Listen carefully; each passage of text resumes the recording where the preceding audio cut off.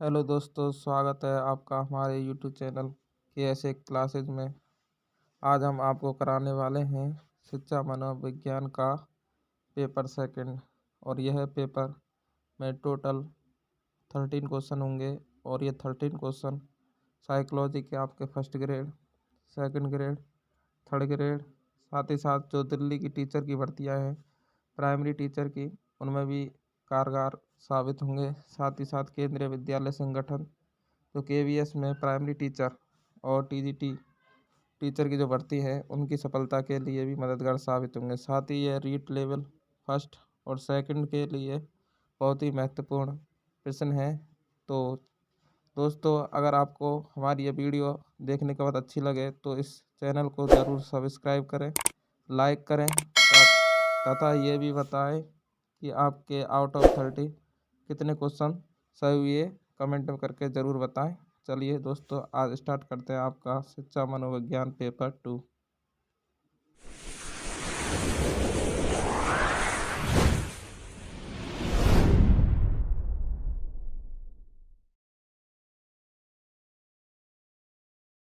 Question पहला, समस्यात्मक बालक जिसमें चोरी करने की आदत है का उपचार करना चाहिए।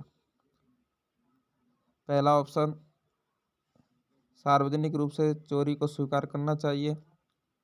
दूसरा ऑप्शन, पुलिस के पास भेजना चाहिए। तीसरा ऑप्शन, डराना या धमकाना चाहिए। चौथा ऑप्शन, एकांत में समझाना चाहिए। देखिए, इसमें क्या है, जो सबसे ज़्यादा आपको सूट कर रहा है क्वेश्चन का आंसर, उसको चूज करना होता है। तो सार्वजनिक रूप से चोरी को स्वीकार करना चाहिए, तो ये तो होगा नहीं, हम स्वीकार नहीं कर सकते चोरी को, इससे उसको और बढ़ावा मिलेगा। पुलिस के पास भेजना, देखो बालक चोरी कर रहा है तो किसी कारण से कर रहा होगा, तो उसको डायरेक्ट पुलिस के पास भेजना ये भी आपका इतना सटीक आंसर नहीं है। तीसरा है डराना धमकाना, बालक को डराएंगे धमकाएंगे, ये भी सही नहीं है, क्योंकि डराने धमकाने से वह कुछ गलत भी कर सकता है। डी ऑप्शन है एकांत में समझाना, ये आपका राइट आंसर है, क्योंकि अगर पहली बार हमें पता नहीं कि वह किस कारण से चोरी कर रहा है तो उसे एकांत में समझाइए कि ये गलत नहीं है, ये अनैतिक कार्य है। साथ में इसके जो परिणाम होंगे, दुष्परिणाम होंगे, उनको भी समझाया जाए तो बच्चा समझ सकता है। तो आपका जो डी ऑप्शन है वह सही है। बढ़ते हैं नेक्स्ट क्वेश्चन पर। क्वेश्चन नंबर दूसरा, पीढ़ी दरार का तात्पर्य है। पहला ऑप्शन है प्रौढ़ का किशोरों की ओर रवैया। दूसरा ऑप्शन, भिन्न आयु के लोगों की मान्यताओं में अंतर। थर्ड ऑप्शन, किशोरों की समस्याएं। फोर्थ ऑप्शन, किशोरों में बढ़ती जागरूकता। इसमें भी वही तरीका अपनाना है हमको। देखिए, पीढ़ी दरार यानी पीढ़ी, जो अब मान लो बच्चा है और एक उसका पिता है और पिता का भी पिता है, तो ये 3 पीढ़ियाँ हो गई। तो पीढ़ी दरार का मतलब है कि जो भिन्न भिन्न आयु के लोग हैं, तो बच्चा है, बच्चे के अनुसार कोई वह कार्य कर रहा है तो वह उसके अनुसार सही है। पिता कुछ कार्य कर रहा है तो बच्चे को अगर वो मार रहा है तो उसे लगेगा किसी काम के लिए वह मेरे को मार रहे हैं, तो पिता मेरे साथ सही कार्य नहीं कर रहे हैं, मैं जो काम कर रहा हूँ वो सही कर रहा हूँ। तो ऐसा ज़्यादातर किशोरों में होता है, किशोर जिस कार्य को करते हैं माँ बाप उसकी मना करते हैं। तो पीढ़ी, उनकी पीढ़ियों में अंतर है, उम्र में अंतर है, इस कारण उनकी मान्यताओं में अंतर होता है। तो आपका यहाँ बी जो ऑप्शन है वो राइट होगा। बढ़ते हैं नेक्स्ट क्वेश्चन पर।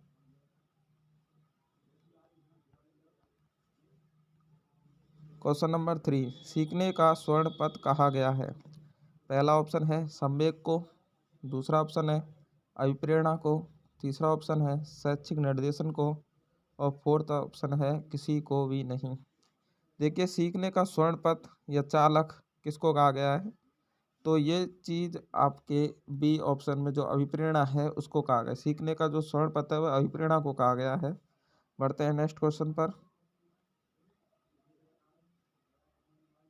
क्वेश्चन नंबर 4, कक्षा शिक्षण में पाठ्य पुस्तक की आवश्यकता है।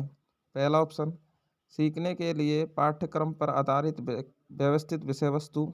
दूसरा ऑप्शन, वह सामग्री जिस पर अध्यापकों का शिक्षण आधारित है। थर्ड ऑप्शन, ऐसी सामग्री जिस पर अध्यापकों का शिक्षण आधारित है, यह वही है। बी वाला डबल टाइप हो गया है। डी ऑप्शन है अध्यापकों को पढ़ाने और संदर्भ की सामग्री। देखिए इसमें क्या है, चारों ऑप्शन ऐसे लग रहे हैं हमको कि चारों ही ऑप्शन सही है। तो इसको थोड़ा विश्लेषण से, और जो तार्किक बच्चे होते हैं वो तो सही कर देते हैं, और लोगों को ये सरल सवाल लगते हैं लेकिन इनमें आपका जो आंसर है वह गलत हो जाता है और आपका 1 नंबर कट जाता है। तो बी और सी एक ही ऑप्शन है, तो वह है सामग्री जिस पर अध्यापकों का शिक्षण आधारित है। तो अध्यापकों का शिक्षण थोड़ी आधारित है सामग्री पर, ऐसी सामग्री थोड़ी है, बच्चों का शिक्षण इन पर आधारित है, तो अध्यापक के लिए नहीं है ये, बच्चों के लिए है। पहला है, ये बी और सी तो खत्म हो गए। अब डी ऑप्शन देखते हैं, अध्यापकों को पढ़ाने और संदर्भ की सामग्री। अध्यापकों को पढ़ाने की नहीं, बालकों को पढ़ाने की संदर्भ और सामग्री है। पहला ऑप्शन है सीखने के लिए पाठ्यक्रम पर आधारित विषय वस्तु। हाँ, ये बच्चों के लिए होता है और पाठ्यक्रम पर आधारित होता है और व्यवस्थित होती है, और बस विषय वस्तु होती है किसके लिए, बच्चों के लिए। तो पहला ऑप्शन है जो राइट है। बढ़ते हैं नेक्स्ट क्वेश्चन पर। संवेगों से उत्पत्ति होती है। पहला ऑप्शन मूल प्रवृत्ति का, दूसरा ऑप्शन गत्यात्मक क्रियाएं, थर्ड ऑप्शन पोषण, इनमें से कोई नहीं। यानी संवेग, संवेग जैसे कि भय है, हर्ष है, उल्लास है, तो इनकी जब उत्पत्ति होती है, मान लो किसी व्यक्ति के मन में भय का संवेग है, तो उससे कौन सा कार्य होता है, तो वो जैसे ही भय का संवेग होता है या तो वो चीखेगा, चिल्लाएगा, पसीना आएगा, तो इस प्रकार की क्रियाएं होती हैं। तो संवेग उत्पन्न होने के बाद उसकी मूल प्रवृत्ति कार्य करने की होती है। तो संवेग उत्पत्ति होती है तो मूल प्रवृत्ति होती है, तो यहाँ ए ऑप्शन जो है वह राइट है।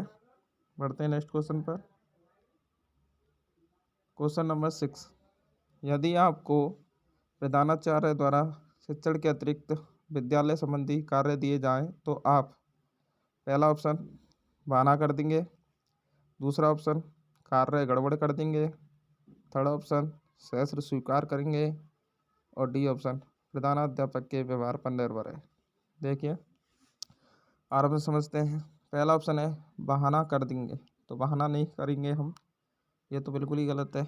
ठीक है, कार्य गड़बड़ कर देंगे, अब ऐसा तो है नहीं कि जो प्रधानाध्यापक है वो आपको घर का कार्य देगा तो स्कूल के ही, लेकिन अगर उसको आप गड़बड़ करेंगे तो इसका प्रभाव स्टूडेंट्स पर और स्कूल पर पड़ेगा, तो इसको भी नहीं करेंगे।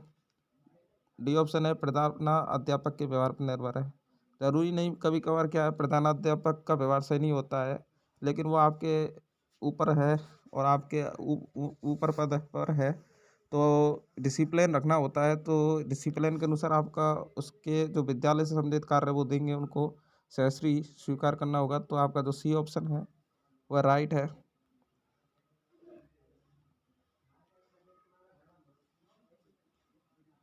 क्वेश्चन नंबर 7, डाल्टन पद्धति का सर्वप्रथम प्रयोग किसके द्वारा किया गया। पहला ऑप्शन हेलेन पार्कस्ट, दूसरा ऑप्शन किलपैट्रिक, तीसरा ऑप्शन फ्रोवेल, और ऑप्शन डी इनमें से कोई नहीं। तो देखिए डाल्टन पद्धति का जो सर्वप्रथम प्रयोग किया था वह कुमारी हेलेन पार्कस्ट ने किया था। डाल्टन शहर में एक डाल्टन प्रकार पद्धति से एक विद्यालय चलते थे, तो वहाँ पर उन्होंने डाल्टन जो है उन्होंने ये चालू किया था, तो ये ऑप्शन आपका राइट है, हेलेना पार्कस्ट। नेक्स्ट क्वेश्चन पढ़ते हैं। एक ऋणात्मक प्रबलक वह होता है, पहला ऑप्शन जिसकी उपस्थिति में से अनुक्रिया की शक्ति कम हो जाती है, बी जिसकी उपस्थिति से अनुक्रिया की शक्ति बढ़ जाती है, ऑप्शन नंबर सी ना कम होती है ना अधिक, ऑप्शन नंबर डी जिसके हटाने से अनुक्रिया की शक्ति बढ़ जाती है। देखिए ऋणात्मक प्रबलक, इससे देख लिए ऋणात्मक यानी कुछ घटेगा, और प्रबलक होता है मान लो जैसे कुत्ता है और उसके सामने भोजन है, तो भोजन रख देंगे तो उसके मुंह में लार आएगी और वह ज़्यादा क्रिया करेगा उसको प्राप्त करने के लिए, तो उसकी क्रिया बढ़ेगी, अनुक्रिया उसके प्रति वह आएगा उसके पास। जैसे ऋणात्मक प्रबलक आएगा, मान लो ऋणात्मक नहीं धनात्मक की बात कर रहे हैं, जैसे ही कुत्ते के सामने अगर भोजन रखेंगे तो वह उसके मुंह में लार आएगी और वह ऐसे खाने के लिए क्रिया करेगा, वह उसके पास आएगा और खा जाएगा। लेकिन ये कह रहा है ऋणात्मक प्रबलक, तो ऋणात्मक ऐसी चीज़ होगी जो कुत्ते को पसंद नहीं है, तो वह उसके पास नहीं आएगा, तो उसकी जो अनुक्रियाई शक्ति है वह कम हो जाएगी। तो ए ऑप्शन जो है वह राइट है। पढ़ते हैं नेक्स्ट क्वेश्चन पर। क्वेश्चन नंबर 9, किंडरगार्टन शिक्षा प्रणाली में शिक्षक का स्थान है? पहला ऑप्शन नियंत्रक का, दूसरा ऑप्शन पथ प्रदर्शक का, तीसरा ऑप्शन निर्देशक का और फोर्थ ऑप्शन इनमें से कोई नहीं। तो किंडरगार्टन जो है वो शिक्षा प्रणाली दी थी फ्रोवेल ने, और इसमें क्या है, जो शिक्षक होता है उसको माली मानते हैं और जो स्टूडेंट होते हैं उसको पुष्प या पेड़ मानते हैं। इस प्रकार माली अपने पेड़ और पुष्प को पानी से सींच कर बड़ा करता है, उसी प्रकार शिक्षक को जो होता है वह स्टूडेंट को इसी प्रकार पानी की तरह सींच कर उसको आगे बढ़ाता है, उसको अच्छी से मार्ग प्रदर्शन करता है उसका। तो इसलिए यहाँ पर जो शिक्षक की भूमिका होती है वह बालक के लिए पथ प्रदर्शक की होती है इस शिक्षा प्रणाली में। तो आपका जो बी ऑप्शन है वह राइट है। बढ़ते हैं नेक्स्ट क्वेश्चन पर। किस मनोवैज्ञानिक के अनुसार विकास एक सतत और धीमी प्रक्रिया है? पहला ऑप्शन कॉल्सनिक, दूसरा ऑप्शन पियाजे, तीसरा ऑप्शन स्किनर और फोर्थ ऑप्शन हरलॉक। देखिए, मनोवैज्ञानिक हुए हैं ये चारों, उनमें से एक ने कहा है सतत और धीमी प्रक्रिया है क्या? विकास। तो ये मनोवैज्ञानिक हुए हैं हरलॉक। हरलॉक ने कहा कि मनुष्य में जो परिवर्तन होते हैं वह तीव्र नहीं होते बल्कि धीरे धीरे होते हैं।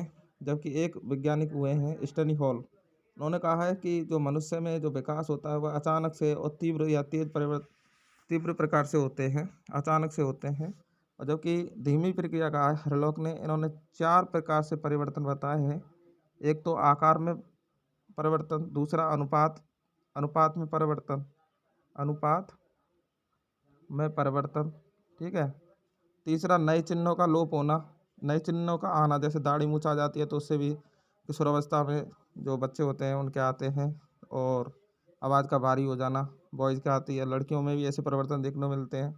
और एक पुराने चिन्हों का लोप होना, जैसे कि पहले कान जो होता था कान, तो उस पे पुराने आदमी देखेंगे तो कान पर बाल होते थे, लेकिन अब नहीं है, तो पुराने चिन्हों का लोप होना। तो ये 4 प्रकार से परिवर्तन देखने को मिलते हैं। लेकिन ये जो विकास की प्रक्रिया है वह सतत और धीमी होती है, और ऐसा कहने वाले कौन है? आपके हरलॉक। ठीक है, तो आपका डी ऑप्शन सही है।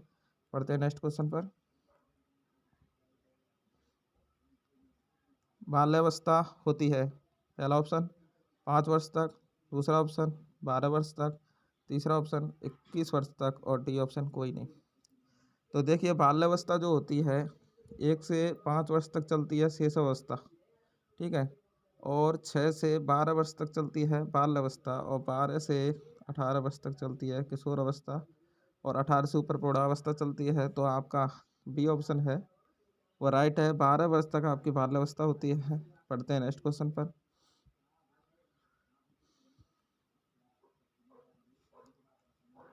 क्वेश्चन नंबर 12, विकास में वृद्धि से क्या तात्पर्य है?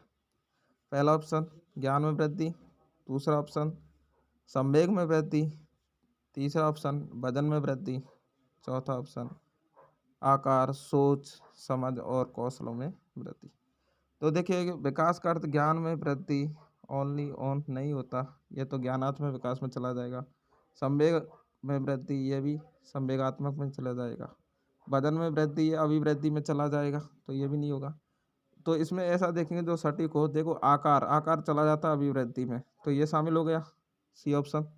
दूसरा है सोच, समझ चला गया आपका ज्ञान वृद्धि में, और कौशल आपका कार्य करने की जो कुशलता है उसमें चला जाएगा। तो यहाँ जो सटीक आंसर है वह डी है। तो आपका डी ऑप्शन राइट है। बढ़ते हैं नेक्स्ट क्वेश्चन पर। क्वेश्चन नंबर 13, निम्नांकित अवस्था में बालकों का आकर्षण समलिंगी के प्रति होता है? ए ऑप्शन प्रौढ़ावस्था में, बी ऑप्शन शिशुअवस्था में, सी ऑप्शन बाल्यावस्था में और डी ऑप्शन किशोरावस्था में। ये कह रहा है, क्वेश्चन को दोबारा पढ़ लेते हैं। ऐसी कौन सी अवस्था है, कहना चाहता है ऐसी कौन सी अवस्था है जिसमें बालकों का आकर्षण जो है समलिंगी के प्रति होता है? तो देखिए, किशोर अवस्था में तो होता है विषम लिंगी के प्रति, यानी लड़का जो है लड़की के प्रति आकर्षित होता है और लड़की लड़के के प्रति। लेकिन बाल्यावस्था में जो है, जो बालक होता है वह समलिंगी, यानी अपने लड़का जो है लड़के के प्रति, मतलब लड़के का लड़के के संग दोस्ती होती है और लड़की का लड़की के संग, और वह उसी ग्रुप में रहते हैं। तो बाल्यावस्था में समलिंगी के प्रति आकर्षण होता है। तो सी ऑप्शन आपका राइट है। बढ़ते हैं नेक्स्ट क्वेश्चन पर। क्वेश्चन 14, समस्यात्मक बालक सामान्य उसे कहते हैं? पहला, जिसके पास ऐसी समस्या है जिसका समाधान नहीं हुआ है। दूसरा ऑप्शन, जिसके माता पिता अत्यधिक सर्वोच्ची हैं। थर्ड ऑप्शन, जिनके घर का वातावरण अच्छा नहीं है। फोर्थ ऑप्शन, जिनकी आनुवंशिकता कमज़ोर है। तो देखिए, जिनकी आनुवंशिकता कमज़ोर है ऐसे समस्या तो बालक नहीं होते। जिनके घर का वातावरण अच्छा नहीं है ये भी नहीं होते। जिसके माता पिता अत्यधिक सर्वोच्च यानी ध्यान रखने वाले हों ये भी नहीं होते। आपका ये टॉपिक है समस्यात्मक पिछड़े, और ये पिछड़े बालक होते हैं, मंदबुद्धि बालक होते हैं। तो समस्यात्मक बालक वो होते हैं जिसके पास ऐसी समस्या हो जिसका समाधान नहीं हुआ होता है। और ऐसे बच्चे आपको क्लास का जो बैक बेंचर्स होते हैं उनमें देखने को मिलते हैं। मान लो शिक्षक कुछ पढ़ा रहा है तो ये बिना मतलब के ही या तो टेबल बजाएंगे या कानाफूसी करेंगे, और उनका कार्य केवल जो शिक्षण की प्रक्रिया है उसको अवरुद्ध करना होता है। तो आपका जो ये ऑप्शन है, जिसके पास ऐसी समस्या है जिसका समाधान नहीं हुआ है, राइट है। बढ़ते हैं नेक्स्ट क्वेश्चन पर। क्वेश्चन नंबर 15, किस अवस्था में प्राय बालकों का आकर्षण विषम लिंगी के प्रति होता है? ए ऑप्शन प्रौढ़ावस्था, बी ऑप्शन शेषावस्था, थर्ड ऑप्शन बाल्यावस्था, और फोर्थ ऑप्शन किशोरावस्था। तो आपको हम पहले ही बता चुके हैं कि समलिंगी के प्रति तो होता है बाल्यावस्था में, लेकिन विषम लिंगी के प्रति अर्थात लड़के का लड़की के प्रति आकर्षण और लड़की का लड़के के प्रति आकर्षण जो होता है वह किशोरावस्था में होता है। तो डी ऑप्शन आपका राइट है। बढ़ते हैं नेक्स्ट क्वेश्चन पर। क्वेश्चन नंबर 16, कौन सी अवस्था दल भावना के विकास की अवस्था है? तो आपको हम ये भी बता चुके हैं कि जो बाल अवस्था होती है उसमें बालक जो है एक दल में रहता है। लड़के लड़के के ग्रुप बना कर रखते हैं, लड़की लड़कियों का ग्रुप रखते हैं, और बाल अवस्था आपकी आती है 6 से 12। तो आपका जो सटीक है बी ऑप्शन होगा। 6 से 10 वर्ष में जो है बालक दल भावना की विकास की अवस्था अर्थात बाल अवस्था में रहते हैं। तो 6 से 10 वर्ष आपका आंसर राइट है। बढ़ते हैं नेक्स्ट क्वेश्चन पर। क्वेश्चन नंबर 17, अधिगम की आधारित प्रक्रिया में अभिप्रेरणा क्रिया तथा पुनर्बल निहित है, यह कथन है। तो ये कथन दिया है आपका सोरेनसन ने।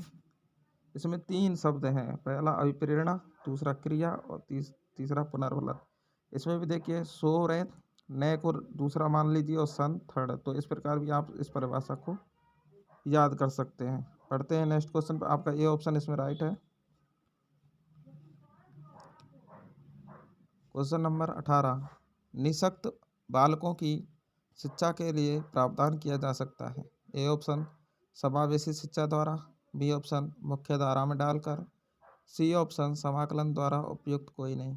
तो देखिए, निःशक्त बालक ऐसे बालक जो कि मतलब मेंटली रूप से तो सही हो, विकलांग हो, अब वो सभी बच्चों के साथ पढ़ सकता है।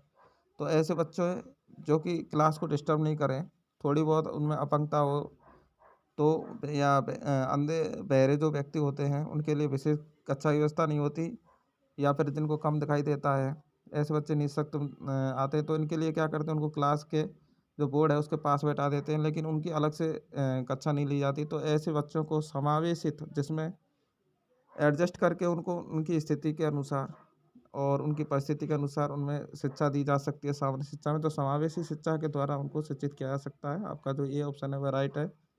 बढ़ते हैं नेक्स्ट क्वेश्चन पर। क्वेश्चन नंबर 19, मनोविज्ञान को व्यवहार का विज्ञान किसने कहा है? तो देखिए, ए ऑप्शन है वुडवर्थ ने, बी ऑप्शन है वाटसन ने, सी ऑप्शन है मोरिसन ने, और डी ऑप्शन है बोरिंग ने। तो देखिए, सबसे पहले जो मनोविज्ञान आया था, जब मनोविज्ञान को परिभाषित करने की जो नीति चली थी, तो सबसे पहले मनोविज्ञान को आत्मा का क्या कहा गया था? विज्ञान। और ये कहा था अरस्तु ने। फिर हुए थे 17वीं शताब्दी में इटली के थे एक मनोवैज्ञानिक जिनका नाम था पोम्पेनोजी। उन्होंने कहा था कि जो मनोविज्ञान है वो तो क्या है, मन मन का विज्ञान है, मन का विज्ञान है। ठीक है। फिर 18वीं शताब्दी जो आई थी उसमें इसको चेतना का विज्ञान कह दिया। फिर 19वीं शताब्दी में आई थी तो इसको कहा गया था मनोविज्ञान को व्यवहार का विज्ञान। व्यवहार का विज्ञान व्यवहार का विज्ञान कहा गया था। और व्यवहार का विज्ञान जो कहा था वह वाटसन ने कहा था। तो ये परिभाषा व्यवहार से जो भी परिभाषा आएंगी मनोविज्ञान की विभाग से संबंधित, तो वह वाटसन आएगा उसमें। और इसके समर्थक भी थे कुछ, वुडवर्थ, विलियम वुडवर्थ जो है, और मैकडूगल, ये आदि इसके समर्थक थे। तो आपका बी ऑप्शन जो है वो राइट है। क्वेश्चन नंबर 20, किस शिक्षा किसी निश्चित स्थान पर प्रदान की जाती है, यह कथन शिक्षा के किस अर्थ में प्रयुक्त होता है? पहला ऑप्शन शिक्षा का संकुचित अर्थ, दूसरा ऑप्शन शिक्षा का वास्तविक अर्थ, थर्ड ऑप्शन शिक्षा का विस्तृत अर्थ, और डी ऑप्शन उपयुक्त कोई नहीं। तो देखिए शिक्षा किसी निश्चित स्थान, देखिए ऑप्शन दोबारा देख लेते हैं क्वेश्चन को। शिक्षा किसी निश्चित स्थान पर प्रदान की जाती है, यह कथन निश्चित स्थान पर, मतलब शिक्षा का एक निश्चित स्थान होता है, यानी स्कूल या कॉलेज, ऐसा कह रहा है ये। तो ये किस अर्थ में प्रयुक्त हुआ है? तो देखिए ये जो है ऑप्शन इस यहाँ राइट होगा, शिक्षा का संकुचित अर्थ। क्योंकि शिक्षा का कोई ज़रूरी नहीं है कि स्कूल या कॉलेज में ही प्राप्त हो। शिक्षा तो आप मान लो पेड़ है एक, और आप वहाँ पर अपने बालकों को शिक्षा देना चाहते हैं तो वहाँ भी दे सकते हैं, घर में भी दे सकते हैं, कहीं रेस्टोरेंट है या फिर आपके हॉस्पिटल है, वहाँ पर आपने हॉस्पिटलों में भी देखे, मेडिकल कॉलेज, और जो डॉक्टर्स होते हैं, मेडिकल स्टूडेंट्स की वहीं पर क्लास लेने लग जाते हैं। तो शिक्षा का जो निश्चित स्थान पर शिक्षा ली जाती है, ऐसा इसका है संकुचित अर्थ में प्रयुक्त होता है ये। तो आपका जो ए ऑप्शन है वह राइट होगा। बढ़ते हैं नेक्स्ट क्वेश्चन पर। क्वेश्चन नंबर 21, सृजनात्मक मुख्य रूप से किस से संबंधित है? A option modelling, B option अनुकरण, थर्ड ऑप्शन अभिसारी चिंतन, और फोर्थ ऑप्शन अपसारी चिंतन। यह कह रहा है सृजनात्मकता या सृजनशीलता मुख्य रूप से किससे संबंधित है? तो देखिए यह अपसारी चिंतन से संबंधित होता है सृजनात्मकता या सृजनशीलता। क्योंकि अपसारी चिंतन में क्या है, व्यक्ति जो है उसका विचार जो होते हैं खुले रूप से होते हैं, वह विभिन्न विभिन्न तरीके से सोचता है कि मैं क्या क्या चीज़ों का निर्माण कर सकता हूँ। कई विचार उसके आते हैं और उनमें से एक सेलेक्ट करके फिर वह अपनी नवीन चीज़ का निर्माण करता है। तो अपसारी चिंतन से यह सृजनात्मकता संबंधित होती है। बढ़ते हैं नेक्स्ट क्वेश्चन पर। क्वेश्चन नंबर 22, विद्यालय में पुरस्कारों से हानि होती है?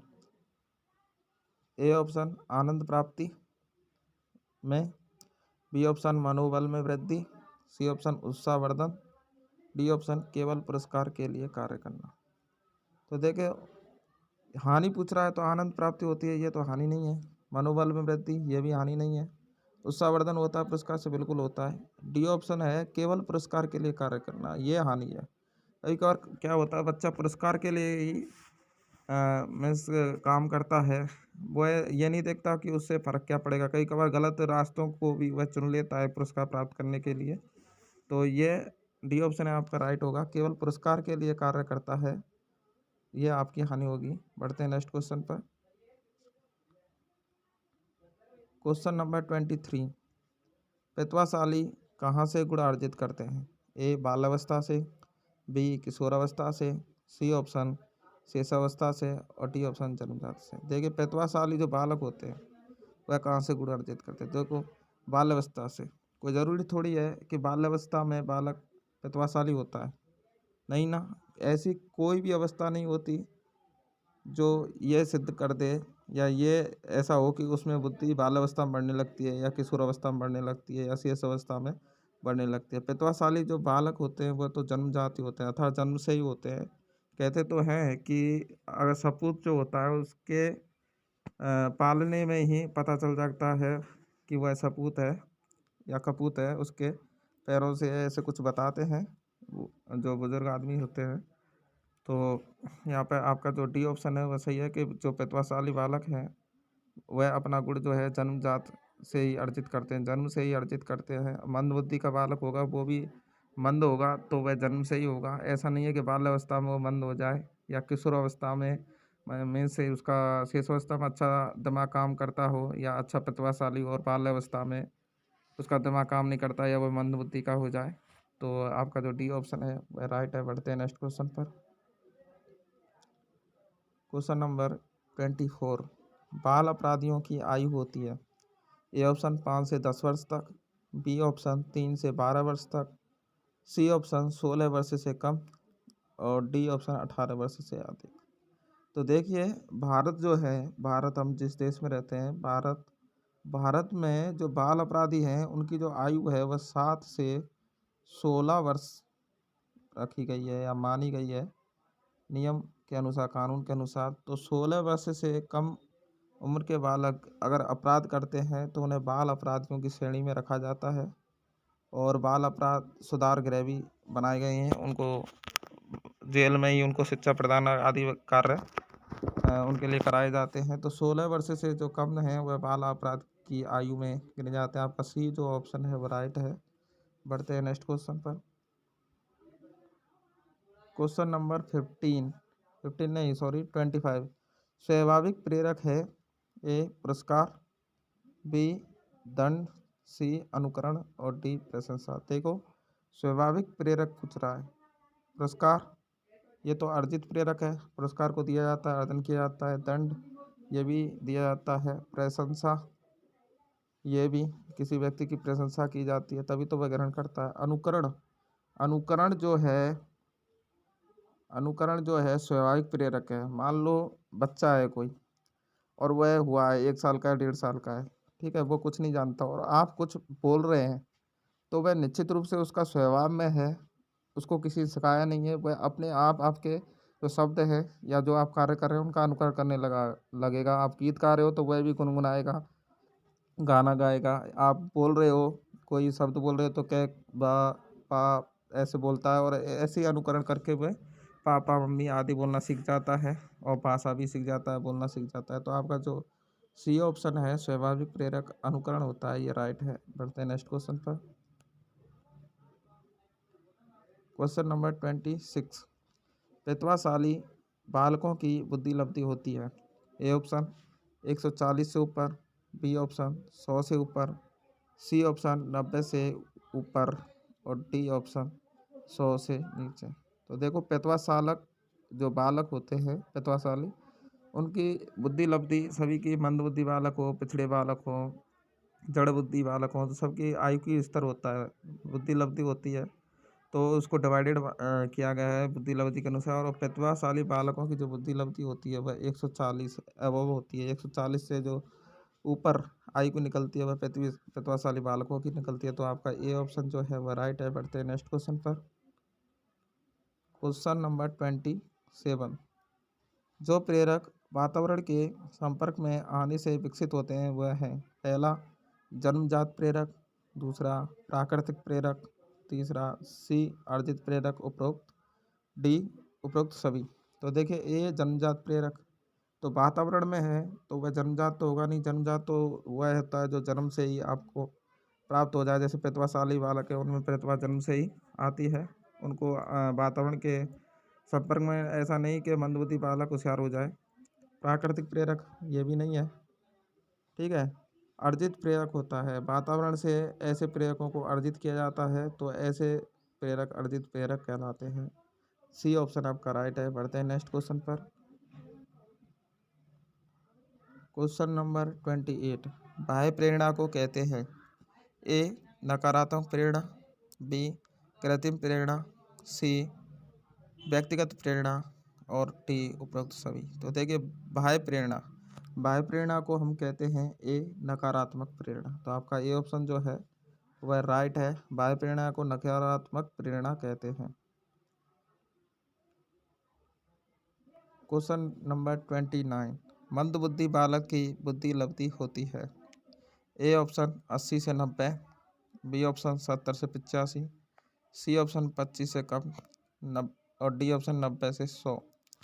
तो देखिए मंद बुद्धि बालक है, पिछड़े बालक है, ये आपका जो टॉपिक है आपके सिलेबस में। तो देखिए मंदबुद्धि जो बालक होता है उनकी बुद्धि लब्धि जो होती है अलग अलग मनोवैज्ञानिक अलग अलग प्रकट किए, लेकिन औसत देखते हैं हम तो 70 से 85 जो है मंदबुद्धि बालक की बुद्धि लब्धि होती है। और ये क्रो एंड क्रो के अनुसार मानी गई है। क्रो एंड क्रो ने भी इसके बराबर ही कहा है कि 70 से 85 जो है वो आपकी बुद्धि लब्धि जो मंदबुद्धि बालकों की होती है।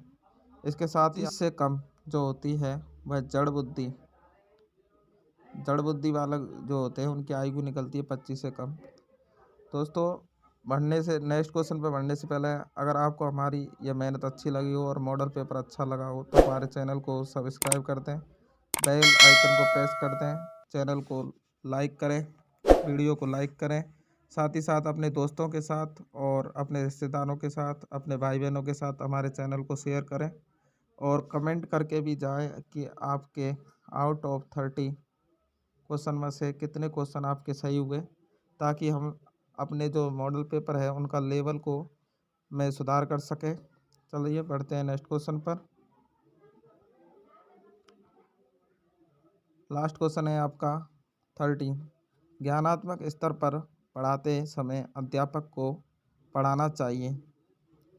ए ऑप्शन सरल और सुगमता पूर्वक, बी ऑप्शन जल्दी जल्दी, सी ऑप्शन कठिन विषय वस्तु और डी ऑप्शन आवश्यकता अनुसार। देखिए, ज्ञानात्मक स्तर पर पढ़ाते समय अध्यापक को पढ़ाना चाहिए। तो देखिए बी जल्दी जल्दी, ज्ञानात्मक का मतलब है जहाँ पर ग्रहण करने योग्य चीज़ है, ज्ञान वाली ग्रहण करने योग्य चीज़ है, आपको याद करना है, ज्ञानात्मक याद करनी है, स्मरण में लानी है बच्चों के, तो जल्दी जल्दी नहीं पढ़ाएंगे, जल्दी जल्दी पढ़ाएंगे तो उनके सिर के ऊपर से चला जाएगा। कठिन विषय वस्तु, कठिन विषय वस्तु तो टीचर को कभी पढ़ानी नहीं चाहिए। कठिन को टीचर को सरल करके बालकों के सामने पढ़ाना चाहिए, सरल करके। विषय वस्तु कोई भी कठिन हो तो उसको पहले सरल करें, सरल तरीके से, फिर उसको बालकों के सामने प्रस्तुत करें तो बच्चे जल्दी सीखेंगे। डी ऑप्शन आवश्यकता के अनुसार और ए ऑप्शन सरल और सुगमता पूर्वक। तो दोनों ऑप्शन जो है पॉजिटिव है, तो हम जो सटीक है उसको चुनेंगे। तो यहाँ पर जो ए ऑप्शन है सरल और सुगमता पूर्वक, हम उसे ज्ञानात्मक स्तर पर पढ़ाएंगे, तो आपका जो ए ऑप्शन है वह राइट है। डी ऑप्शन भी हो सकता है, लेकिन सबसे ज़्यादा जो पॉजिटिव है वह ए ऑप्शन है। तो दोस्तों, हमारे चैनल को आप लाइक ज़रूर करके जाएं। फिर मिलते हैं आपको नए मॉडल पेपर के